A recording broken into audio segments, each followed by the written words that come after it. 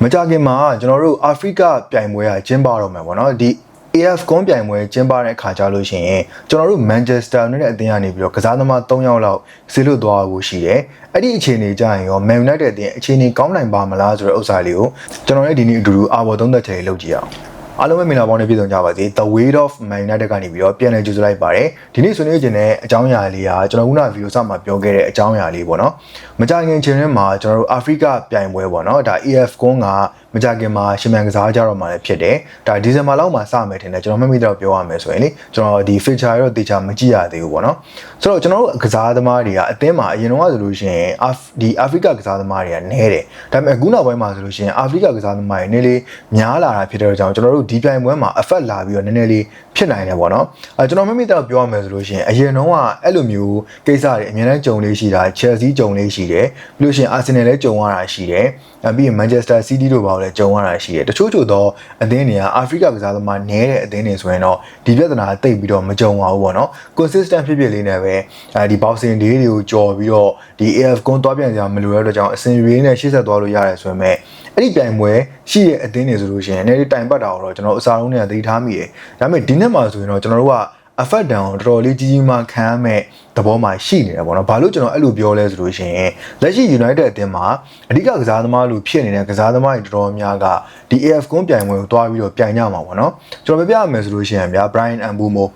Mbeumo ကကင်မရွန်နိုင်ငံသားခံထားတယ်ပေါ့နော်ဒါပေမဲ့တကယ်ကသူကပြင်သစ်မှာမွေးတယ်ပြင်သစ်နိုင်ငံသားတယ်သူကတဝက်ခံထားတယ်ဒါပေမဲ့နိုင်ငံကိုစားပြုလိုက်တာတော့ကင်မရွန်ကိုစားပြုတာဆိုတော့ကင်မရွန်နဲ့တွားပြီးတော့ဒါဒီ AFCON ပြိုင်ပွဲကစားဖို့ရှိတယ်ပြီးနောက်ထပ်တစ်ယောက်ကကျွန်တော်တို့သိကြတဲ့အတိုင်းပဲအဲ့ဒီညာချမ်းတစ်ချမ်းလုံးကိုကျွန်တော်ကလက်လွှတ်ရမယ့်ပုံစံမျိုးဖြစ်သွားမှာပေါ့နော်အရှိမဆိုလို့ရှိရင် Bryan Mbeumo ကိုလက်လွှတ်ရမှာဖြစ်တယ်လို့ညာဘက်ချမ်းမှာဆိုလို့ရှိရင်လည်း Ahmed Diallo ကိုကျွန်တော်တို့ကလက်လွှတ်ရဖို့ရှိတယ်ဆိုတော့အဲ့နှစ်ယောက်ဒါဒိုးသွားပြီဆိုလို့ရှိရင်ကျွန်တော်တို့နည်းနည်းတိုင်ပတ်သွားနိုင်တဲ့အနေအထားမှာရှိတယ်ဒါ Ahmed Diallo ကတော့ Ivory Coast ကိုစားပြုထားတာပေါ့နော်ဆိုတော့နောက်ထပ်တစ်ယောက်ကဘယ်လိုလဲဆိုလို့ရှိရင်တော့အဲ့ဒီညာဘက်တစ်ချမ်းလုံးအကုန်ပါသွားမှာညာဘက်ချမ်းလုံးမှာဒီ RWB လဲဆော့နိုင်တယ်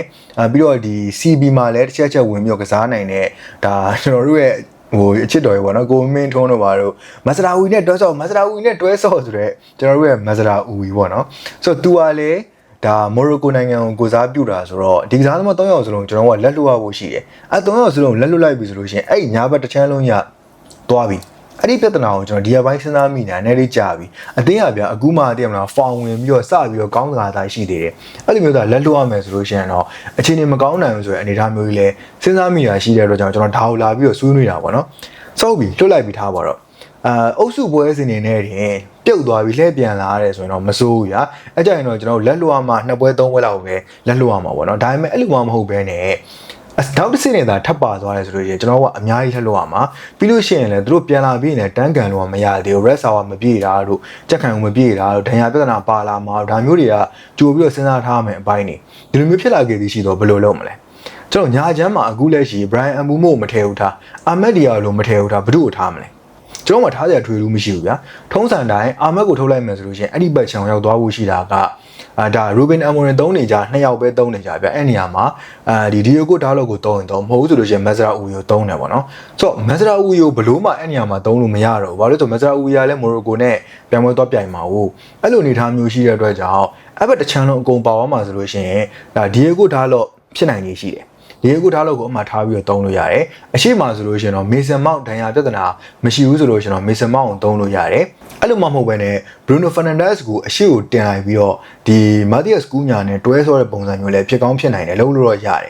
ယ်လိုမှမဟုတ်ဆိုလို့ရှိရင် Joshua Zirkzee ဘာလို့တုံးလို့ရတယ်ဗျာဒါ option တွေကတော့ရှိတယ်ဒါပေမဲ့ squad depth ကလုံးဝမဖြစ်ဘူးဟိုနေတော့ဆိုလို့ရှိရင်ကျွန်တော် Brighton နဲ့ကစားသွားတဲ့ပွဲမှာဆိုလဲဒါအကုန်လုံးသိကြတဲ့အတိုင်းပဲအာမက်ကိုထုတ်လိုက်တယ်ဒေါဂူကိုထပ်လိုက်ပြီးတဲ့အချိန်မှာ first line နဲ့ second line နဲ့ကြားထဲမှာက player quality ကတော်တော်လေးကွာဟနေအောင်သတိထားမိတယ်အဲကြောင့်မလို့အရန်နေဝင်လာပြီးတော့ကန်တဲ့အခါကျရင်လည်းအစင်လုံးဝပြေမယ်လို့ကျွန်တော်ကတော့မထင်ဘူးပေါ့နော်ဆိုတော့အဲ့ဒီကာလတွေကတော့ကျွန်တော်ရင်တမမနဲ့ကြည့်ရမယ့်ကာလတွေဖြစ်လာနိုင်တယ်ဒါကျွန်တော်ကြိုပြီးတော့ပြောထားတာပေါ့နော်နည်းလေးတော့လိုသေးတယ်ဆိုပေမဲ့ဒါကရောက်လာမှာဆိုတော့လာမဲ့ဘေးကြိုပြီးတော့ပြေးတွေ့ထားတာပိုကောင်းတယ်လို့ခံစားရတော့ကျွန်တော်ကြိုပြီးတော့ဆွေးနွေးပေးလိုက်တာပေါ့နော်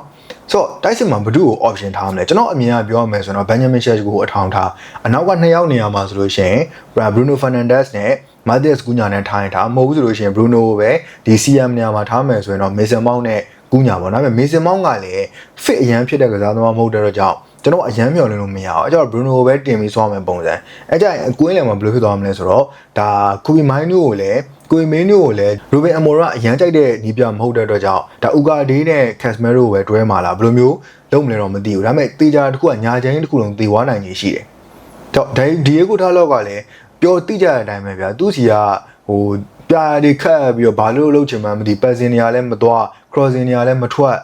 တဲ့မလား win back လိုခံစစ်လိုရှေ့လိုက်လိုနောက်လိုက်လိုအဲ့လိုမျိုးအခြေအနေဖြစ်နေတာဆိုတော့လုံးဝယုံကြည်စိတ်ချလို့မရတဲ့အထက်မှာထိတ်ဆုံးအောင်ပါတယ်ဒီနေရာမှာလဲတူမမထိုင်ထားစရာလူကျွန်တော်တို့မှာမရှိဘူးပေါ့နော်ဆိုတော့လူချင်းမင်းတို့ကဘယ်လိုမျိုးဖြည့်ရှင်းညင်လဲလူချင်းမင်းတို့သာဆိုရင်ဒီနေရာတွေမှာဘယ်သူ့ကိုထားကြလဲဂျိုရှာဇက်ကြီးကိုပဲသုံးမလားဒါမှမဟုတ်လို့ရှိရင်ဘလူတွေကိုဘလူညာမှာထားပြီးတော့ကစားမလဲအနည်းဆုံးကျွန်တော်3 လေးဝက်တော့အောက်ထစ်လက်လွှတ်ရဖို့ရှိတယ်ဆိုတော့အဲ့လိုအနေအထားမျိုးတွေကိုကြိုးပြီးစဉ်းစားထားဖို့လိုတဲ့ကြောင့်ကျွန်တော်ဒီဗီဒီယိုကိုလာပြီးတော့တင်ပေးတာလည်းဖြစ်ပါတယ်လူချင်းမင်းတို့ဒါလက်ရှိမန်ချက်စတာနဲ့အသင်းရဲ့နီးပြနေရာရူဘင်အမိုရင်ရဲ့နေရာမှာဆိုလို့ရှိရင်ဘယ်နေရာမှာဘသူ့ကိုထားကျင်တာလေးရှိလဲcomment ထဲမှာဝင်ပြီးတော့မှတ်ခဲ့ပြီးလို့ရပါတယ်ကျွန်တော်ထားကျင်တဲ့ပုံစံလေးကတော့ကျွန်တော်ခုနကပြောသွားတဲ့ပုံစံလေးပေါ့နော်အဲ့လိုပုံစံမျိုးလေးတော့ထားကျင်မိတယ်ပေါ့နော်ဆိုတော့